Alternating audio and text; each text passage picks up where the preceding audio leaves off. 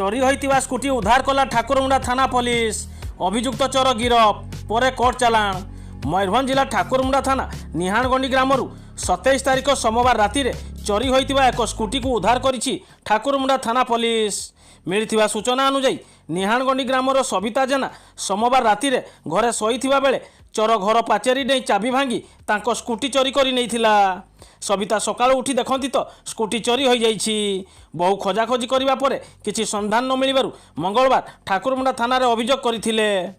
अभियोग पाइबा परे ठाकुरमुंडा थाना अधिकारिणी सावित्री दळी विभिन्न स्थान रे चढ़ाऊ करथिले सुधा किछि संधान न मिलिबारु संदेह रे निहाणगंडी ग्रामर दिवाकर दास और पप्पू को थाना को आनी पचरा उचरा करथिले।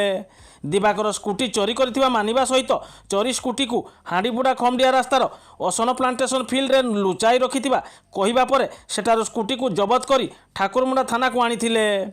ठाकुरमुंडा थाना केस नंबर 124/2025 रे एक मामला रुजु करी अभियुक्त दिवाकर को ठाकुरमुंडा जेएमएफसी कोर्ट रे हाजर करथिले। जमीन नामंजूर हेबारु अभियुक्त को करंजिया विचार विभाग हाजत को पठाई दिया जाइछि। चोरी होइतिबा स्कूटी नंबर ओडी 11 AC 2997 को सविता जेना को हस्तांतर करिछि पुलिस। मयूरभंज ठाकुरमुंडारू शेख राजू को रिपोर्ट SR न्यूज एक्सप्रेस।